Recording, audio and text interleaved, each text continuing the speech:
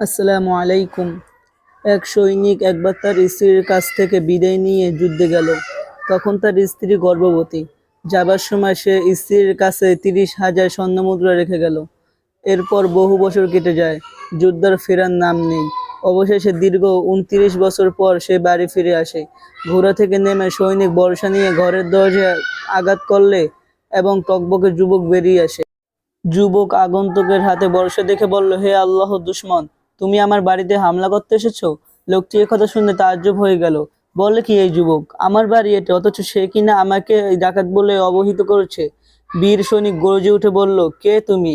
তোমার সাহস তো কম নয়, আমার বাড়ির আন্দরে ঢুকে আমাকে এই ডাকাত বলছো? একথা শুনে যুবকের চোখ ছানাবড়া হয়ে গেল। এই অচেনা অজানা বুড়ো দেখি উড়ে এসে জুড়ে বসার মতো কথা বলছে।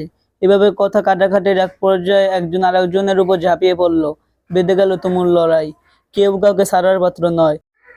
তাদের লড়াই ও হুঙ্কারে পাড়ার সব লোক এসে জড়ো হলো এবং কোনো মতে তাদের থামাতে সক্ষম হলো। এবার সবাই যুবকের পক্ষ নিল। যুবক ক্ষিপ্ত হয়ে বলল, একে কাজীর দরবারে সোপর্দ না করে কিছুতেই ছাড়ছি না। লোকটিও হুঙ্কার ছেড়ে বলল, এই দুশ্চরিত্র ছেলেকে আমি বিচারালয়ে নিয়ে যাব, সেখানে যা হবার তাই হবে। প্রতিবেশীরা লোকটি ধীরতা দেখে বিভ্রান্তে পড়ে গেল। তারা বলল, ভাই, আপনি বোধহয় বাড়ি চিনতে ভুল করেছেন। এই বাড়ি ওদেরই, ওরা বহুদিন ধরে এখানে আছে। লোকটি বলল, হতেই পারে না, আমি ঠিক চিনেছি, এ বাড়ি আমার, আমি তো অমুক গোত্রের সর্দার। তখন বাড়ি থেকে এক মহিলা বেরিয়ে এসে বলল, বাড়ি, চুপ করো, উনি তোর বাবা, আমার স্বামী। মুহূর্তেই উত্তপ্ত পরিবেশ পাল্টে গেল।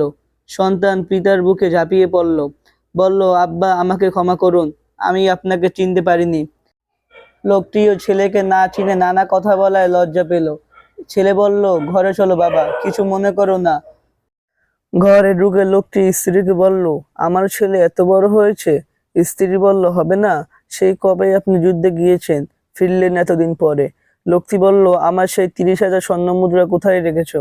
এবার লোকটি একটি ঢোলে এগিয়ে দিয়ে বলল, এখানে আরো ৪০,০০০ স্বর্ণমুদ্রা আছে, একসাথে রেখো। স্ত্রী বলল, সেগুলো আমি পুঁতে রেখেছি, কিছুদিন পর বের করব। যুবক মসজিদে গেলে স্ত্রী স্বামীকে সালাত আদায় করতে মসজিদে পাঠিয়ে দিল। সালাত শেষে লোকটি দেখল মসজিদে চত্বরে বহু লোকের সমাবেশ, পাঠ চক্র চলছে। কাছে গিয়ে দেখলো এত অল্প বয়সী যুবক জরসর হয়ে অধোমুখে দরস দিচ্ছে, আর বহু গণ্যমান্য আলেমওয়ালা একান্ত মনোযোগের সাথে তার দরস শুনছেন। লোকটি আশ্চর্য হয়ে একজনকে জিজ্ঞেস করলো, কে এই সৌভাগ্যবান ব্যক্তি? লোকটি বলল, তিনি হলেন মদিনা নগরের সবচেয়ে বড় ফকিহ ইমাম রাবিআতুর রায়। বাবা ছেলের পরিচয় পেয়ে তিনি অনেক খুশি হলেন। তিনি প্রাণ ভরে ছেলের জন্য দোয়া করলেন ও আল্লাহর শুকরিয়া আদায় করলেন। বাড়ি ফিরে স্ত্রীকে বললেন, আজ আমি তোমার ছেলেকে এমন অবস্থায় দেখেছি যে অবস্থায় কেউ তার ছেলেকে দেখেনি। সত্যিই আমি সৌভাগ্যবান। স্ত্রী তখন হেসে বলল, আপনি এই ৩০,০০০ স্বর্ণমুদ্রা চান, না এই ছেলেকে চান?